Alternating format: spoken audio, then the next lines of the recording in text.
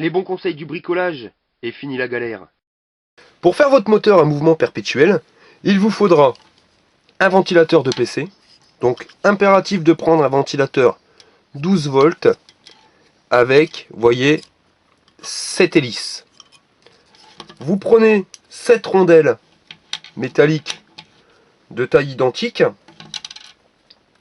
et vous allez prendre des aimants de disque dur.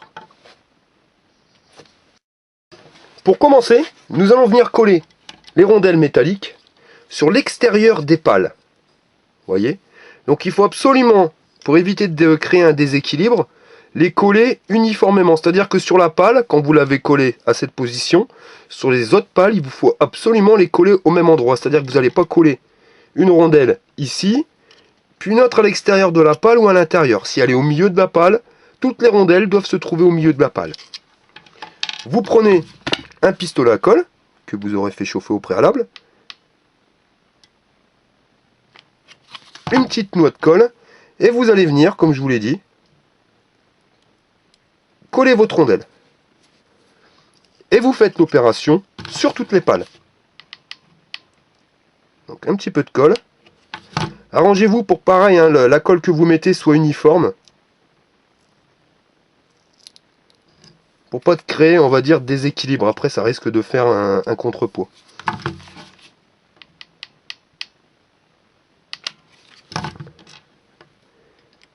Et vous répétez l'opération sur toutes les pales. Voilà, donc les rondelles métalliques ont été collées, comme vous pouvez le voir. Maintenant, nous allons coller les aimants. Alors sur les aimants, il est impératif, donc c'est de récupérer des aimants de disque dur. Pourquoi? Parce que vous avez la même magnétisation. D'en récupérer donc 3 entiers et un quatrième que vous auriez coupé en deux. Vous voyez? Coupé en deux. Donc vous allez prendre le premier des plus gros aimants et vous allez venir le coller sur un coin. Vous voyez? Donc il faut absolument pas qu'il touche les hélices, mais qu'il soit assez près pour attirer le champ magnétique. Donc vous allez venir mettre votre colle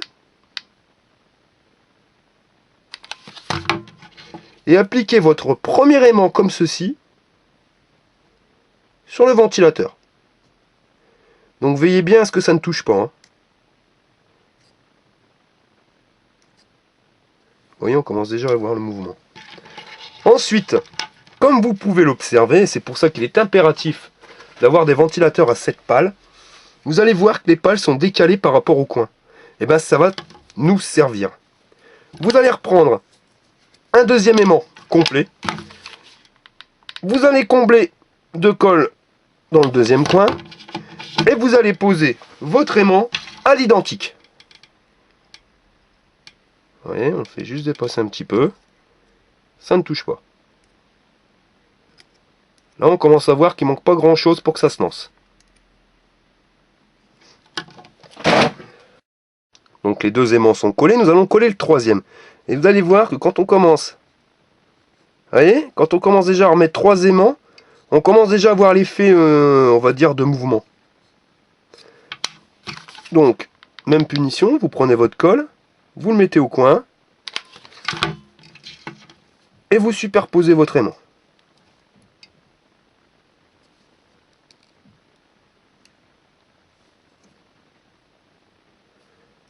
Voilà. Il ne nous restera plus qu'à mettre le dernier aimant. Alors le dernier, c'est le plus délicat à positionner. Je vais vous faire voir. Donc le plus délicat des aimants, ça va être le quatrième, donc le demi-aimant. Pourquoi demi? Pour qu'il y ait un champ magnétique qui soit inférieur aux autres. Parce que si vous avez un champ magnétique qui va être identique sur les 4 coins, au bout d'un moment, votre moteur va s'arrêter. Donc là, le plus délicat, c'est vraiment de le positionner. Donc vraiment être sûr qu'il soit positionné aux 3 coins pour les 3 aimants, les 3 premiers aimants. Et ensuite, avec votre aimant, vous allez venir vous rapprocher tout doucement donc des rondelles. Comme je vous dis, hein, c'est pas le plus facile. Donc vous approchez. Hein, et quand on retire, regardez, ça s'arrête. Voilà. Donc vous voyez, je crois que sur le centre, ça devrait être bon. Donc on va recommencer. On l'approche. Ouais. Et c'est vraiment à l'impulsion. c'est au millimètre. Voilà. Donc vous bloquez. Quand vous voyez que votre moteur commence à tourner, vous savez que l'aimant, vous devez le mettre là. Donc vous allez retirer l'aimant et vous voyez que dès que vous retirez l'aimant,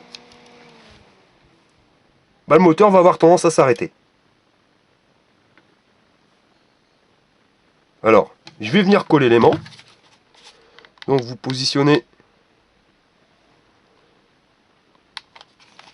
Voilà. Et ça devrait marcher. Voilà. Donc bien le positionner. Et voici, vous voyez, votre moteur perpétuel est maintenant créé. Voilà, donc votre moteur tourne. Vous allez le poser sur la table pour être sûr que vos aimants sont bien réglés, parce qu'il y arrive, hein, je ne vais pas vous mentir, sur ce tuto, j'ai dû recommencer 4 fois au niveau des aimants, parce qu'il suffit juste qu'il y ait un des aimants qui soit pas bien positionné, et votre moteur va prendre du retard et va finir par s'arrêter. Donc vous faites le test, vous le posez. Désolé pour le petit bruit de vibration, mais vraiment il faut regarder. Hein.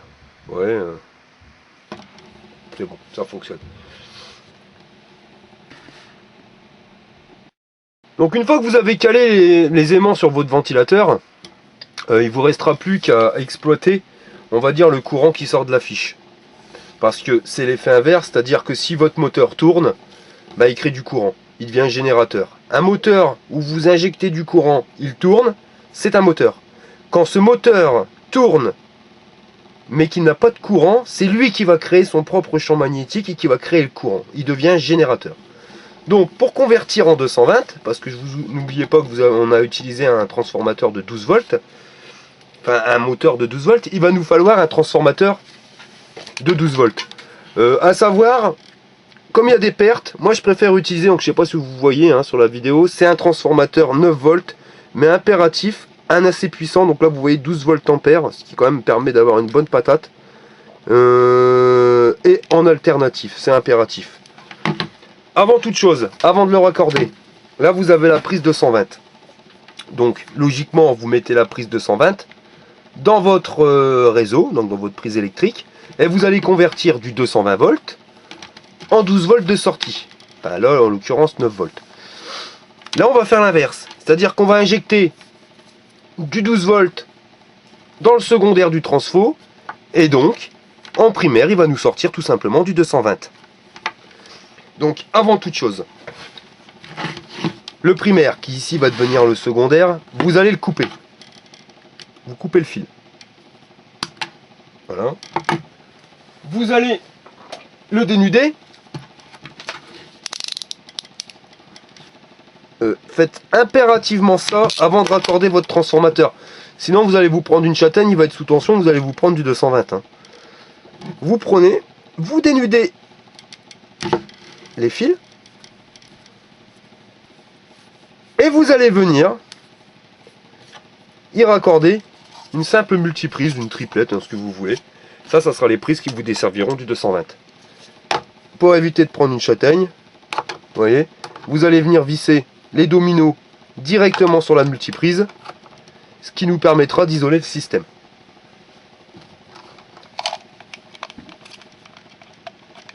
Donc avec un tournevis, vous venez brancher les deux fils sur le domino.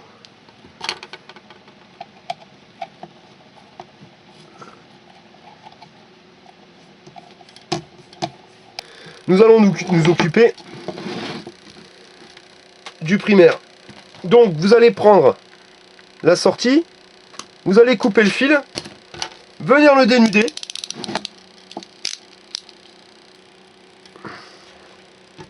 Ensuite, vous allez venir couper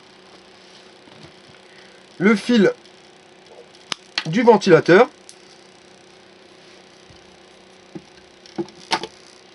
On va essayer de récupérer, de couper directement la gaine. Vous allez couper le fil jaune. Pour l'expérience, on aura besoin uniquement du fil rouge et du fil noir. Donc je vous disais donc de venir raccorder le fil noir sur un domino et de venir le mettre sur le fil noir du ventilateur.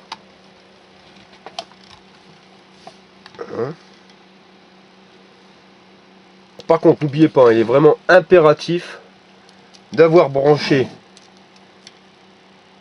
à la sortie du 220 un domino avec votre multiprise. Si vous n'avez qu'un appareil à raccorder, genre une seule ampoule, un seul circuit éclairage, vous n'êtes pas obligé de mettre la multiprise. Là, c'est vraiment pour la démonstration. Quand vous voyez le prix de l'électricité, c'est quand même de sacrées économies. Vous voyez? Donc là, vous avez le transfo. Et là, dans la logique, vous devez avoir 220 volts directement à l'intérieur de votre prise.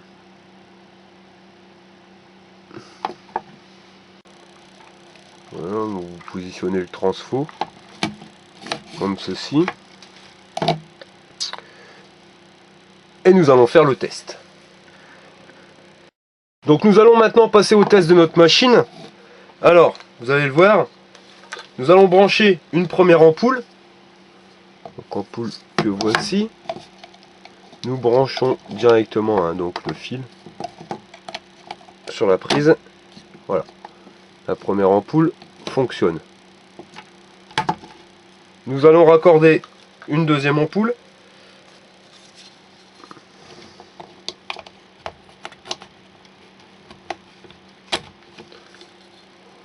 Vous voyez, les deux ampoules fonctionnent parfaitement. Et nous allons maintenant brancher une troisième ampoule. Donc c'est des ampoules 70 watts. Je sais pas si on le voit sur la vidéo. Mais 70 watts. Donc vous voyez 70, 140, cela c'est pas énorme. Bon, je vous dis on peut faire facilement 1000 watts.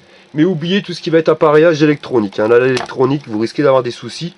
Si vous branchez un appareillage électronique, je vous garantis pas qu'il tienne un an avec ce système là.